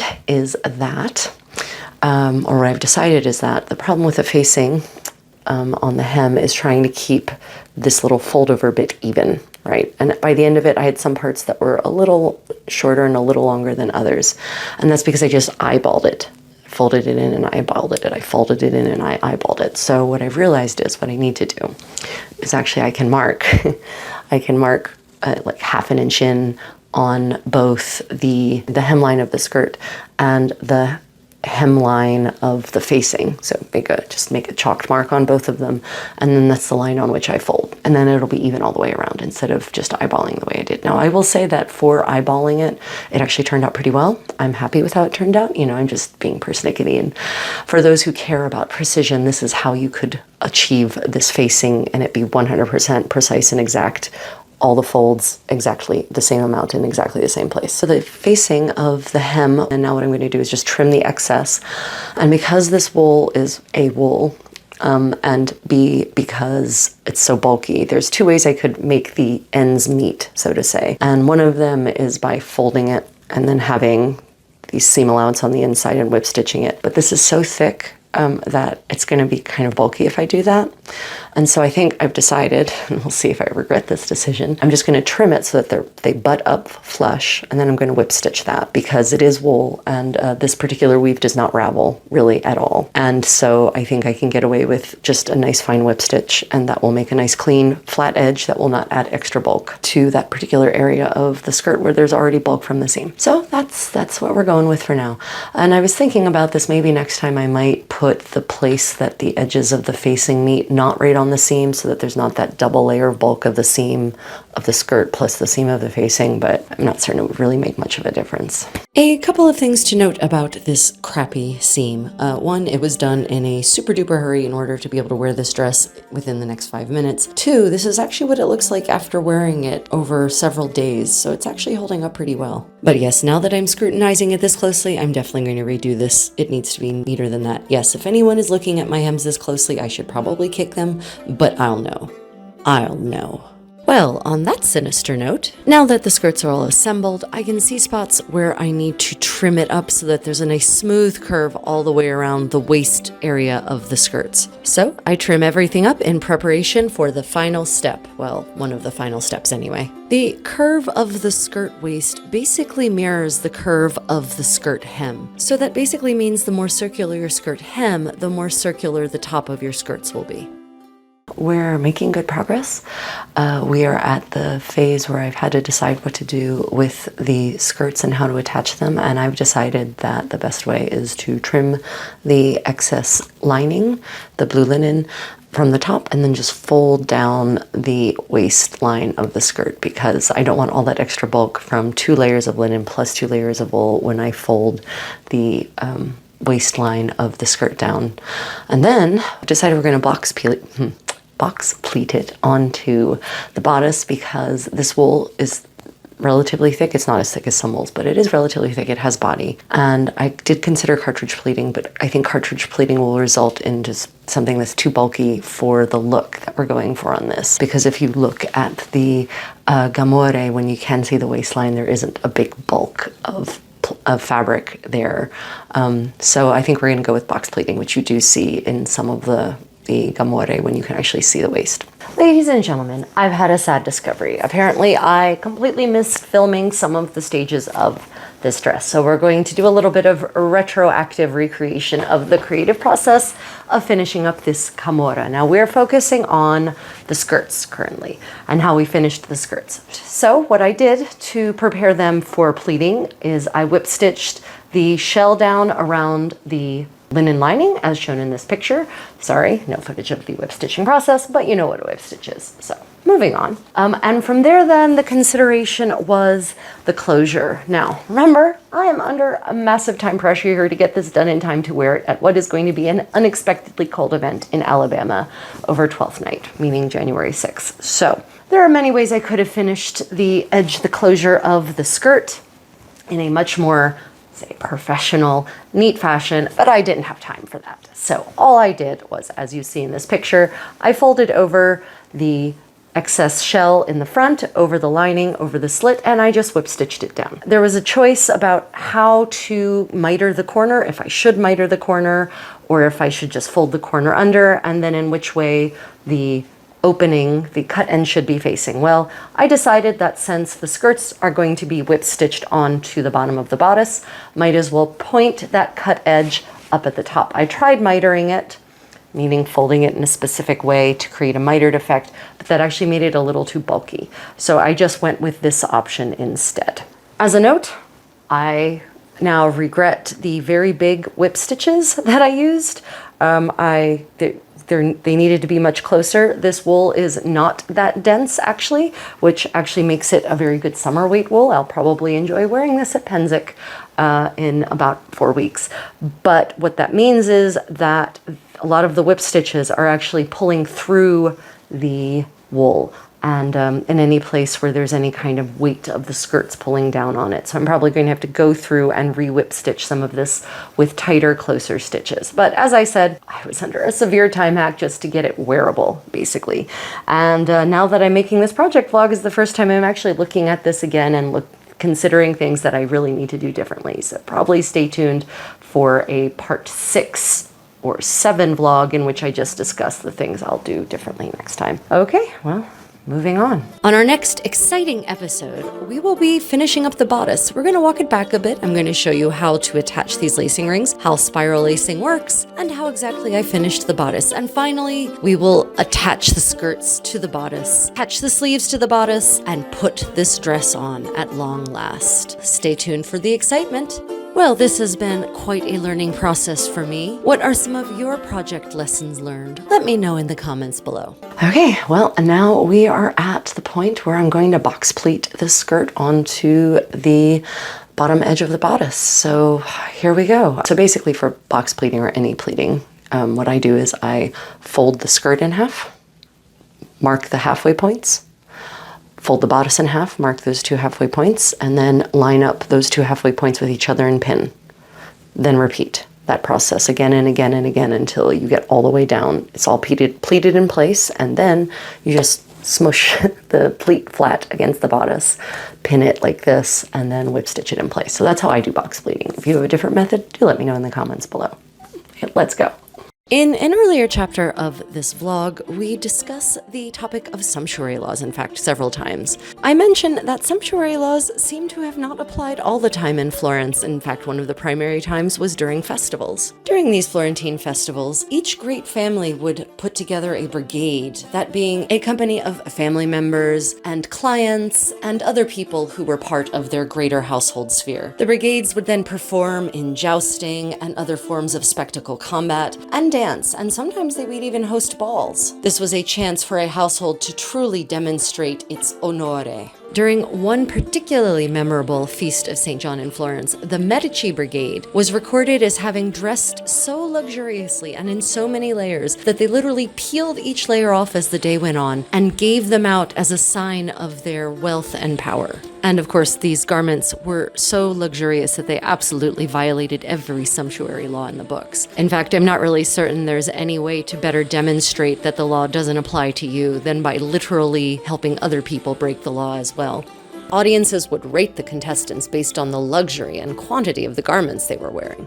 The Diary of Florentine wine merchant Del Corazza provides the details of one such brigade. He writes, "And all 14 youths of the brigade dressed in the same livery, that is, in cloth of the color of peach blossom, which reached down to just below the knee, with puffed up sleeves, the left sleeve embroidered with pearls, that is, an arm that came out of a little cloud, and threw flowers down the left arm. The shoes were of the same cloth, except that the left half was red, and a branch of flowers of pearl was woven into it." Once I have finished pinning all of the pleats into place, thereby turning this bodice into basically a torture device, we move on to whip stitching the skirts on. Now, there's a couple of tips here, dear fellow sewist and or viewer. First off, we definitely want double strength thread, and we definitely want it waxed. We want to make sure that we anchor the opening stitch really thoroughly and solidly. Here you see me fumbling with that so gracelessly. And then what's really important is that as we proceed along, that you ensure that you get all the layers of the skirt, of the bodice, of the lining, of the interlining, of the shell, of the turned over edges, but not too much. So it's this really fine balance whereby you want to get just enough to anchor it and to make everything strong, but not so much that you end up with some kind of weird bulky seam here. A real Goldilocks situation, and this is basically what you want at the end of the day. Also, because we are whip stitching, you want to make sure that you put knots in as you whip stitch along. I usually put a knot in probably every 10 whip stitches. That way, if the thread breaks at any point, it can only unwhip so far. Now, the interior waist seam of Osanna's gown is covered with a strip of the lining fabric. I don't do that here because I've got a slightly different skirt attachment method. We've got box pleats instead of sort of minor pin gathers, but that's a choice I may come to regret. Consider that foreshadowing, dear viewer.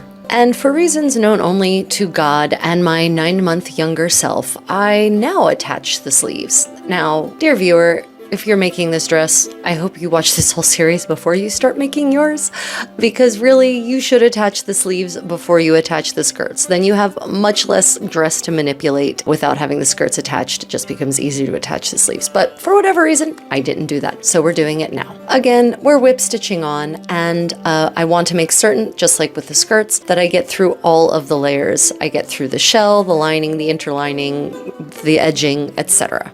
Anyway, here we are, whip stitching the sleeves on. Note that part of the fitting process here was to pin the sleeves on and try on the bodice after lacing it up. Now here's the thing, my dear fellow sewist or costumer. The sleeves should be sewn, basically sort of only a fifth of the total arm's eye if you actually want mobility here. And I lead a very active lifestyle, so I need that mobility. What that means is that basically I'm only whip stitching these on from the center top of the shoulder, basically the seam, the shoulder seam of the bodice, to about a fifth of the way down the arm's eye, ending no further than sort of the center back. If you go much further than that, you're not going to have very much ability to actually lift your arm in an effective manner. And if you look at the portraits of this era, you can see that there's a considerable amount of chemise puffing through the front there on this style of sleeve.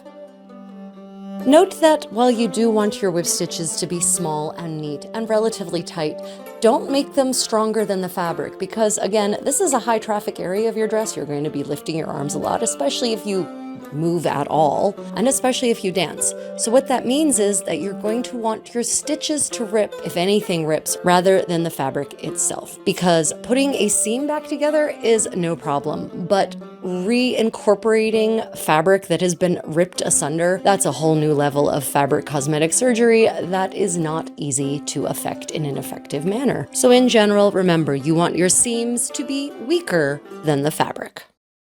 And here is what it looks like when it's all said and done. As you can see, the whip stitches are not visible from the outside. Hi, kitty. Are not visible from the outside, nor are they visible on the inside. Another tip I forgot to mention while I was stitching is that you want to actually pin it so that it's right side to right side, so that you whip stitch this way and then open it up, and that will allow the whip stitches to really not show on the outside, to be completely hidden, to be completely subsumed. Although this sort of wool, this kind of wool, because of its thickness, actually just kind of swallows the stitches anyway, so.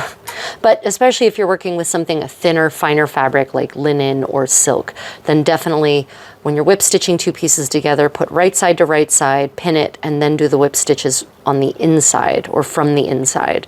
And then when you open it up, they'll just vanish on the outside.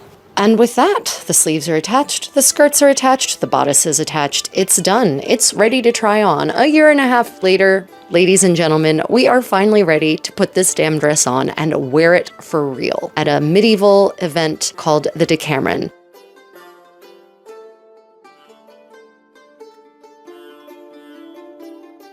And as you see, it accessorizes beautifully with this gorgeous rust orange choppa, and also accessorizes really well as the sorceress Circe that I depicted in the quest at this event. It was the Odysseid for the theme, so of course, who else is going to be Circe but I? I should proudly note that I definitely did turn one of the questers into a pig because he accidentally touched my leg. It was so delightful.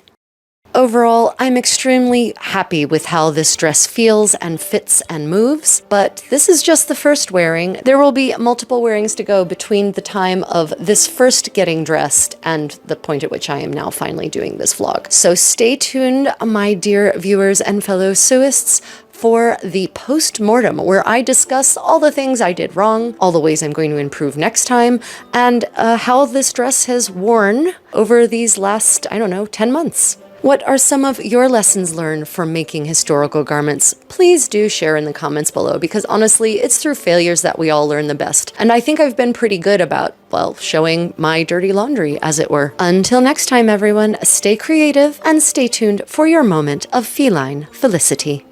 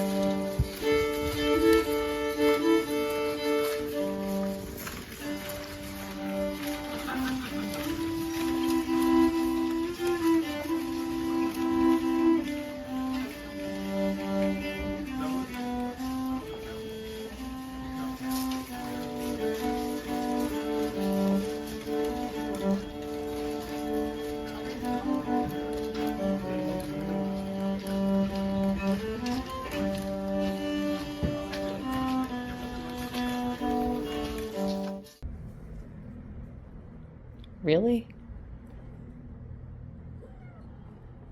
Well, come on. Come on. Come on. What are you doing? Timmy. Timmy. Psst, psst, psst. Timmy, come on. There we go. You always go in face first. Meow, meow.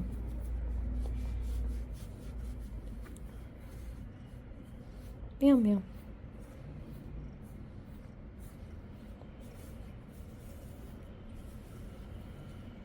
Who's a happy kitty? Yeah.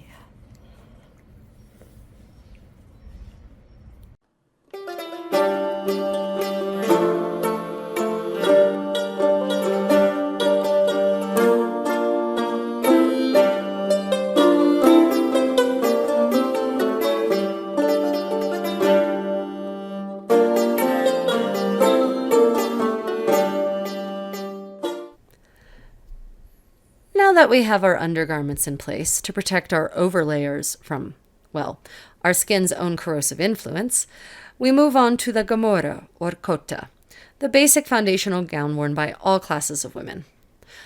While I wrestle with these laces and the gown in general, let us discuss the details. What distinguishes this garment from social class to social class are the materials from which it is constructed, ranging from linen and low-grade wool to heavy, sumptuous figured silks and rich doeskin wool with its graceful fluidity. Doeskin was in fact one of Florence's great exports. This particular cota is made of a green taffeta and flatlined in a luminescent golden silk tabby weave. Doing so is a practice attested in Lorenzo de' Medici's inventories. This gown is laced up in the front with 3 different sets of laces, which are made of black silk and have been fingerloop woven by hand by yours truly. Fingerloop weaving was a frequent form of entertainment for both ladies and, unfortunately, for their house tigers. Looking at you, Huagu. The lacing rings are gilt cast pewter and are replicas of originals, made by Billy and Charlie's Fine Pewters. When intended to amaze crowds outside the home, and therefore prove just how puissant and honorable a family was. Honor had a different meaning, obviously, for the Florentines. Such gowns are frequently embellished with embroidery, jewels, and applique. However, it is rare that a lady is seen by non-relatives in this layer. So rare, in fact, that Lucrezia Medici, née Tornabuoni, Lorenzo de' Medici's mother, writes to her son about having glimpsed a young Clarice Orsini in her Gamurra, noting that the young woman had a fine figure, and of course implying that she would make a good mother for future Medici scions. Ah, mothers as meat market brokers, some things never change. In a collaborative effort whose flowchart would resemble a metastatic hydra, gowns such as these were constructed by a host of artisans, with individual craftsmen being in charge of specific components. Professional tailors, seamers, embroiders, furriers, jewelers. An upper-class gown often involved a cast of dozens. As an aside, the bottom rungs of society frequently ended up with the second-hand linen and wool cast-offs of their betters, which could be purchased in the thriving rigattieri markets found in every town and city. Much like today's flea markets. And yet, also unlike today's flea markets. Today's second-hand shoppers ironically tend to be the affluent, seeking hipster vintage in a bid to signal irony or something. No Medici would have been caught dead in someone else's cast-offs, irony or no irony. Well, now that that ordeal is done, we still have the sleeves, which is actually, honestly, the hardest part. So I'm going to require some assistance for this, obviously. Now on to the sleeves. The sleeves' complex set of lacings require the assistance of a dame d'honneur. But in these times of plague, the resident condottiero shall just have to do. Thankfully, I've trained him. Although generally of the same shape, sleeves can feature a variety of openings and slits intended to reveal the snow white of the camicia underneath. A risque display of the most intimate layer of clothing. Oh my. Often, the left sleeve is decorated with ornate embroidery representing the arms of the house and labeling its wearer as a member thereof. Clothing branding is nothing new, except I think it was possibly more tasteful back then. And probably less commercial. Maybe less commercial. Meat market, it was commercial. Now, back to business. Sometimes the sleeves might be detachable and affixed by means of laces or pins, while others are simply detached from one dress and whip-stitched onto another by nimble fingers. When one has a host of servants, such labor is no inconvenience to the lady being dressed. As an aside, I currently have no such ladies' maids in residence, sadly. Sad, sad Contessa. You can see up close as my condottiero deftly does up my ties, utilizing a knot that some people call an arming knot. It's basically an overhand knot that can be easily undone by simply pulling on those little metal eglets that are dangling there so alluringly.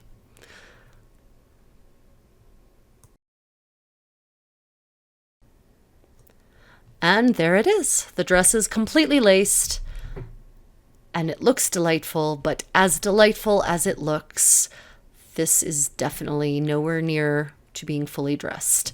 I could go about my house attired this way, but definitely not leave.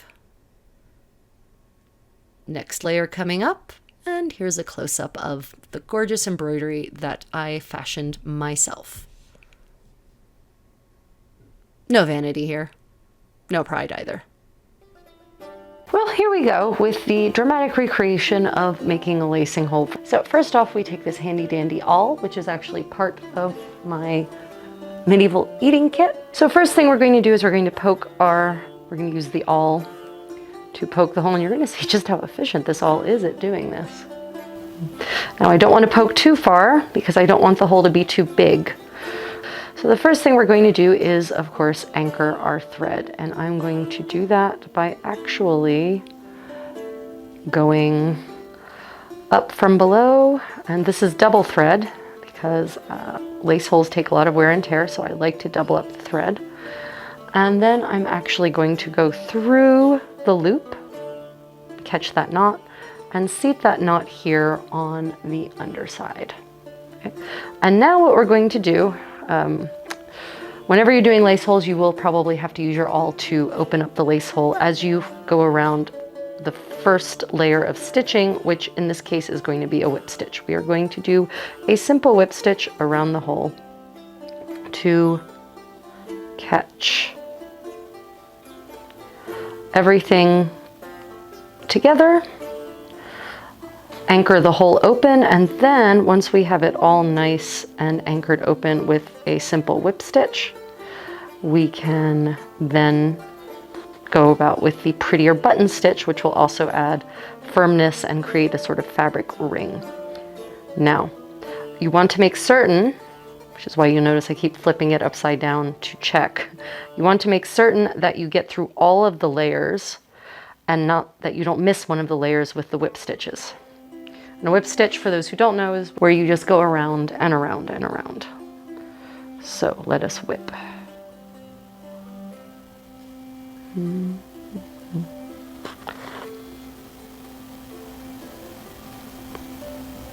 And I'm actually using the whip stitches to catch the tail of my thread, the tails that were on the other side of the knot, so that everything gets contained within the whip stitches, so that it makes it much less likely that your knot will come undone, that the thread will slip through if it's all anchored under. Okay, well, that's hideous, but that's okay. For the purposes of demonstration, it's fine, and it's not going to matter because we're about to cover this up. So our next phase, now that we've anchored our hole open, so at this point you shouldn't really need to awl anymore. This is the point there where you can say to yourself, well, actually, I want the hole to be a little bigger, and you can make it a little bigger now.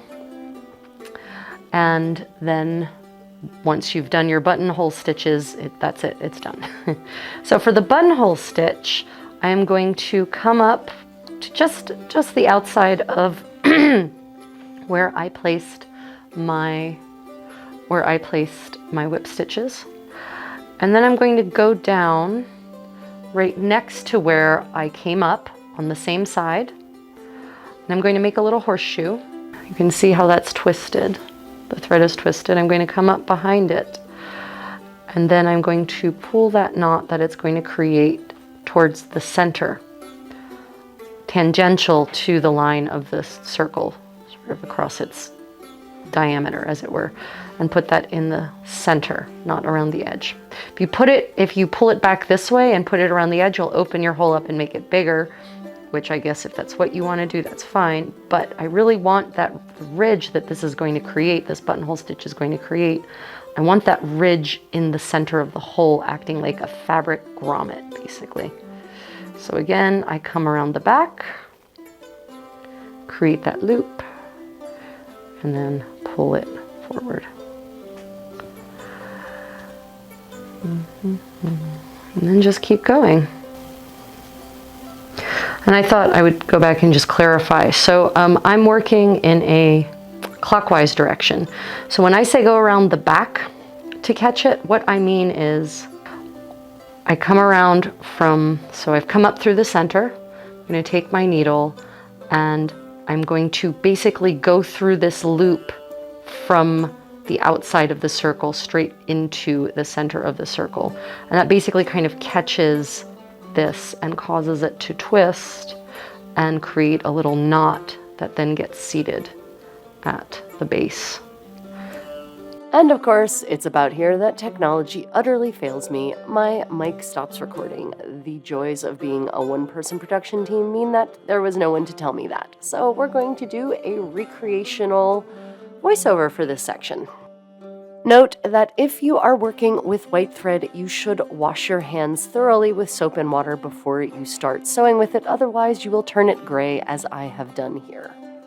The oils on our skin naturally collect detritus from the environment, and that transfers perfectly onto white silk thread.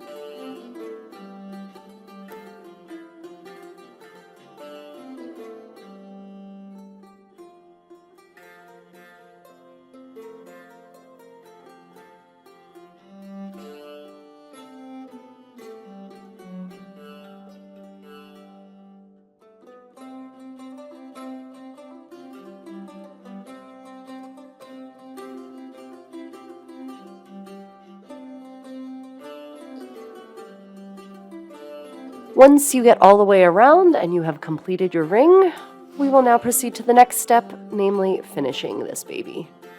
Okay, so now we're going to take our needle down through the center and bring it to the back side.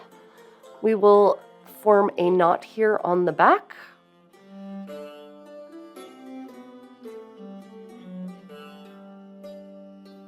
And then we're going to bury the needle and therefore also bury the thread by going through multiple of the stitches that we've laid along the back of the eyelet stitches, and then pulling the needle through to use those eyelet stitches to hold it securely in place. And now we're going to actually, if we were working on a row of eyelets at this point, I would actually just go between the lining and the shell fabric to come up to the next spot where I need to start my next eyelet, thereby not having to create a new anchor stitch, and also creating more security in the thread between the various eyelets because it's less likely to break or fray or snap in between those layers. And that's how you make an eyelet from medieval to modern. Let me know if you have any questions in the comments below. Otherwise, until next time, stay creative, guys. Bye.